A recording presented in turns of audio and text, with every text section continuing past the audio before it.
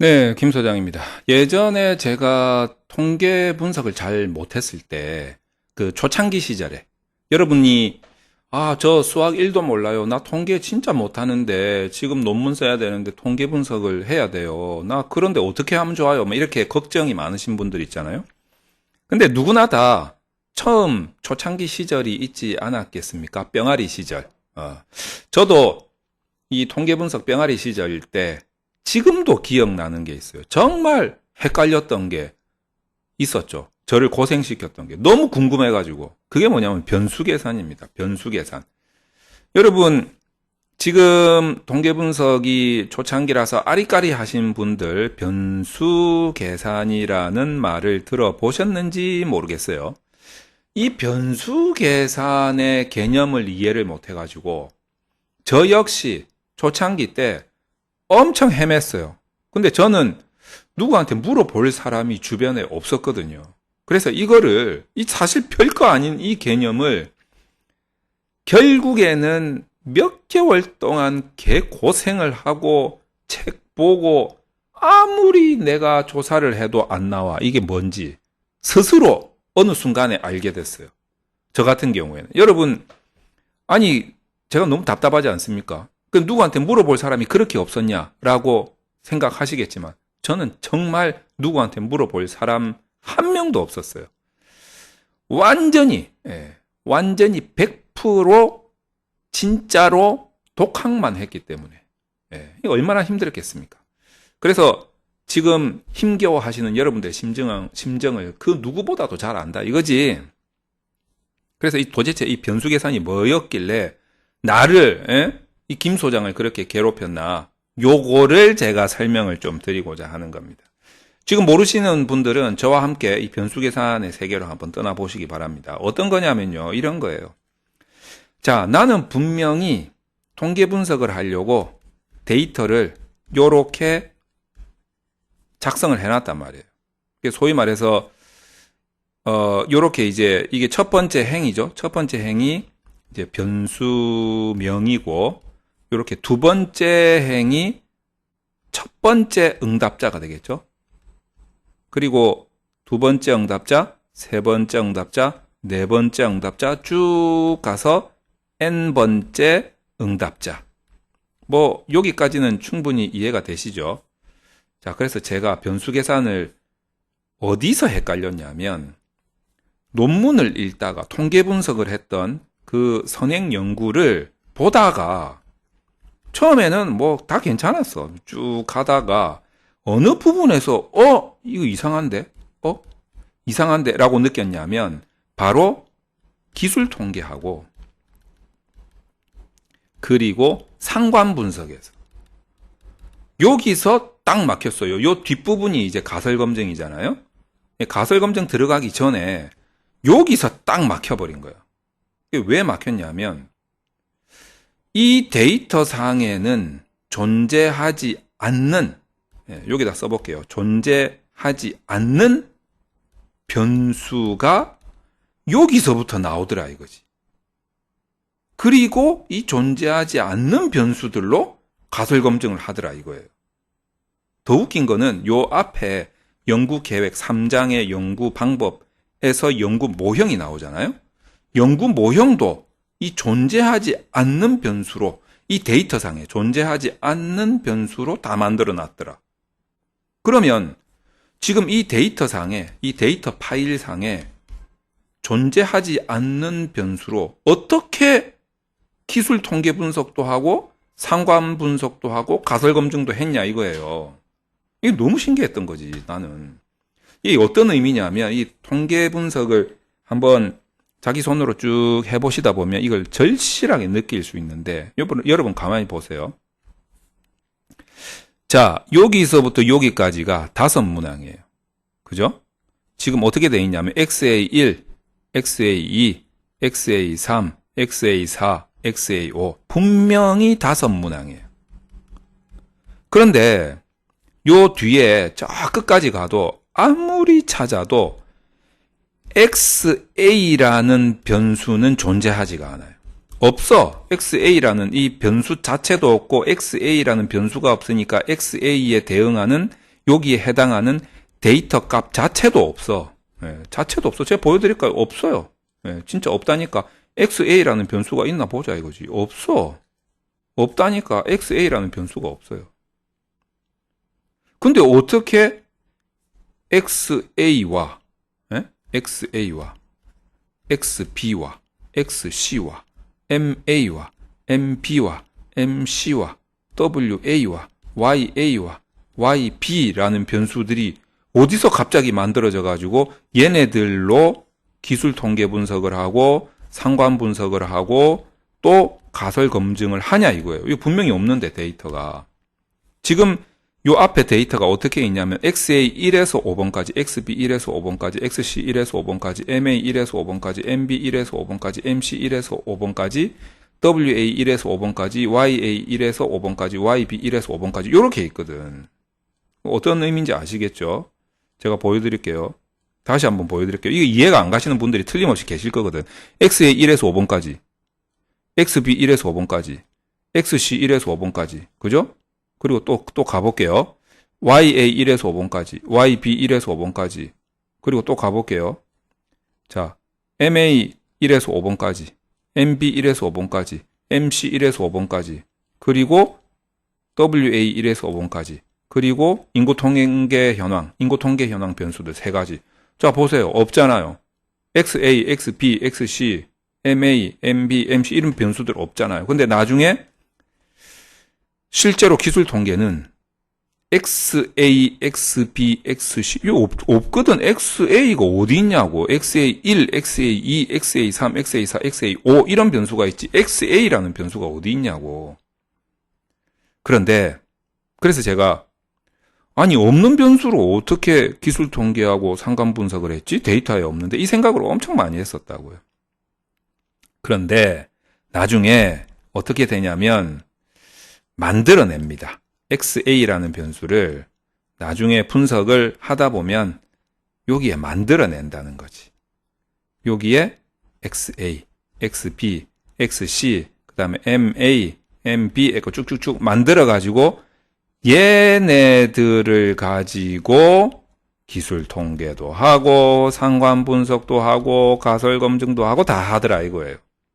그러면 XA라는 변수는 어떻게 만드냐 이거예요. XA라는 변수는 뭐 뻔하겠지만 XA1, XA2, XA3, XA4, XA5 이 변수를 가지고 만듭니다. XA라는 변수를 만들죠. 이 만드는 과정을 변수 계산이라고 합니다. 요거를 몰랐던 거지. 자, 그런데 일단 첫 번째 변수 계산을 할 수 있는 방법을 수학적으로 한번 생각해 보자 이거죠.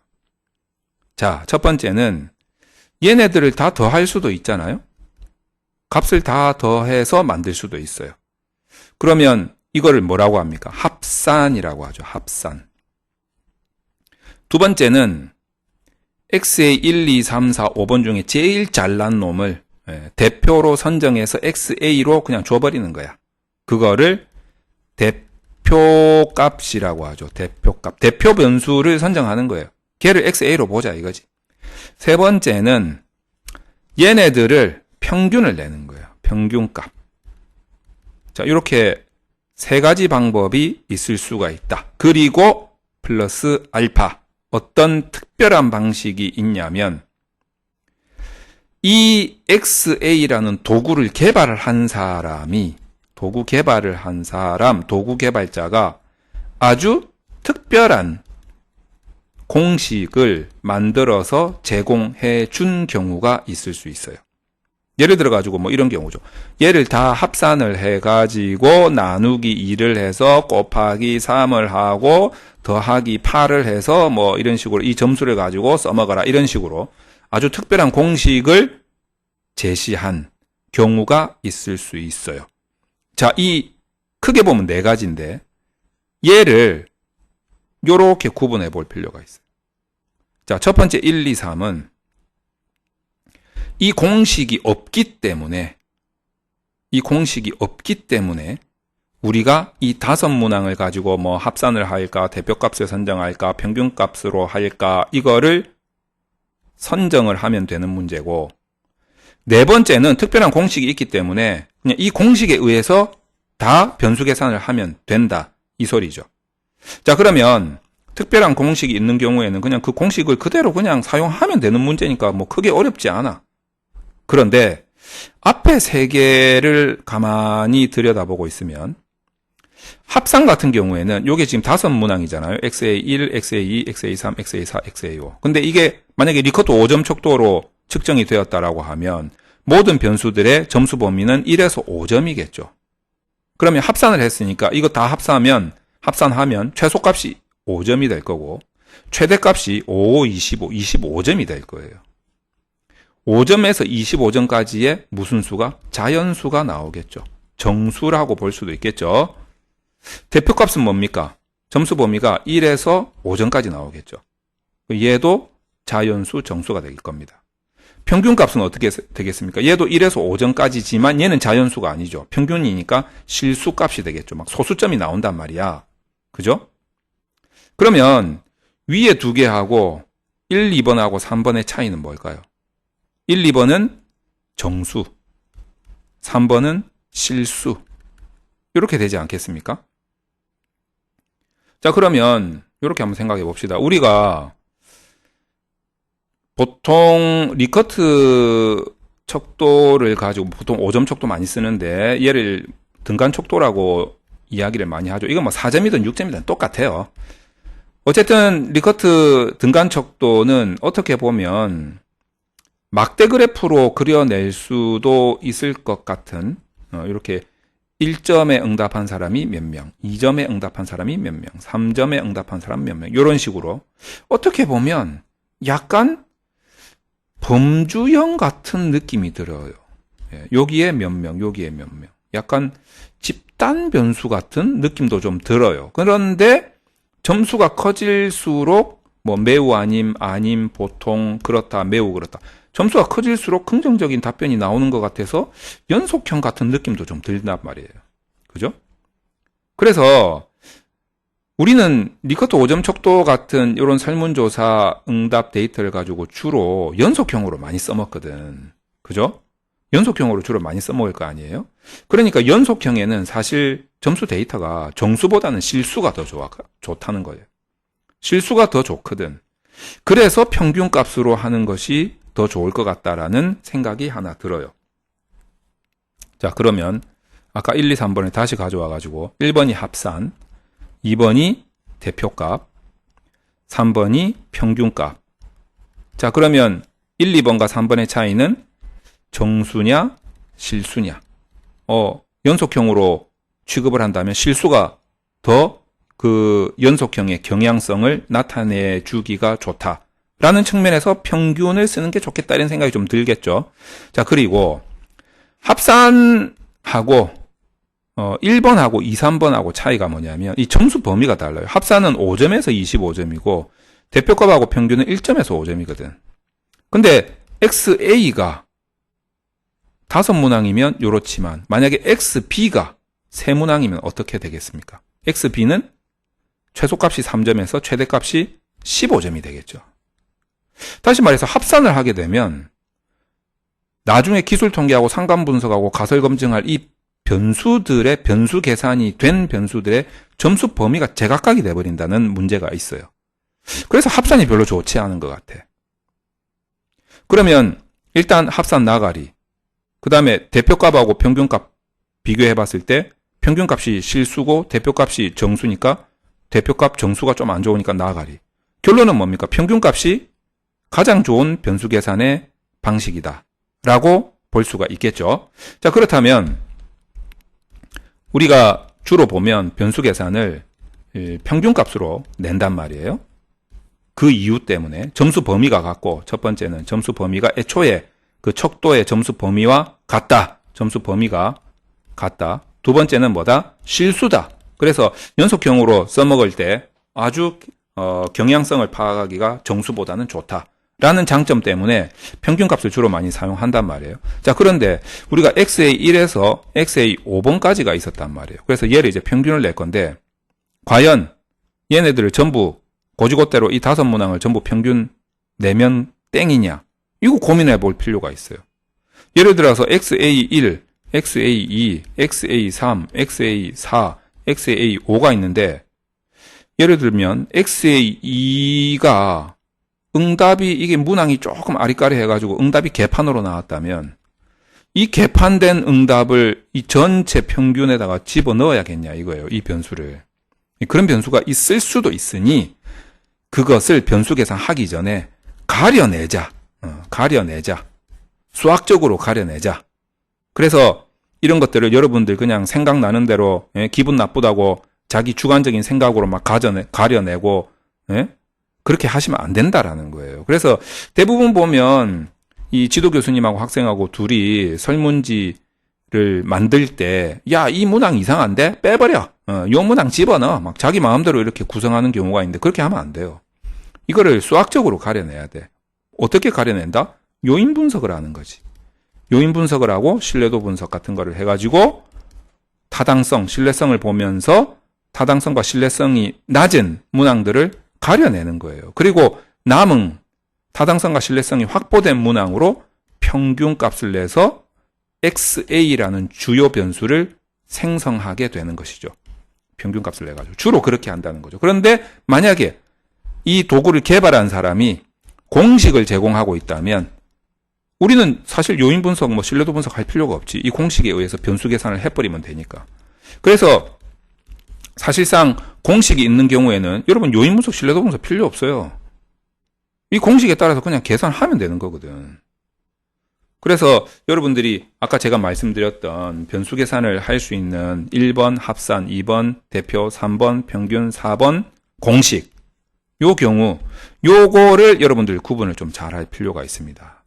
자, 다시 한번 제가 깔끔하게 정리를 해드리자면 일단 공식이 없는 경우는 변수 계산을 하기 위해서 타당성과 신뢰성을 확보한 문항으로 합산을 하든 평균값을 내든 해야 되기 때문에 요인 분석하고 신뢰도 분석이 필요하죠. 근데 공식이 있는 경우에는 그게 필요 없다라는 거지. 그냥 그 공식대로 하면 되는 거지. 그리고 이제 변수 계산을 위해서 합산을 하는 경우에는 점수의 범위가 달라질 수 있기 때문에 별로 안 좋다. 그리고 대표값하고 평균값이 있는데 일단 합산값하고 대표값은 정수이기 때문에 우리가 만약에 이걸 연속형으로 해서 여러분 지금 상관 분석을 하겠다, 무슨 회귀 분석을 하겠다, 구조 방정식 모형 분석을 하겠다. 이게 전부 뭡니까? 변수가 연속형이라는 것을 전제로 해서 하는 분석이거든. 그러니까 우리가 이 연속형이라고 생각을 한다면 정수보다는 실수가 더 좋지. 그래서 이제 평균값으로 주로 많이 한다. 라는 이 변수 계산의 개념을 어느 책에서 찾아봐도 안 나오더라 이거예요. 그래서 제가 엄청나게 고생을 많이 했었다. 라는 것을 제가 알려드립니다. 그래서 저도 초짜 때 정말 이런 부분을 이해가 안 돼가지고 한 몇 개월 고생을 했었던 것 같아요.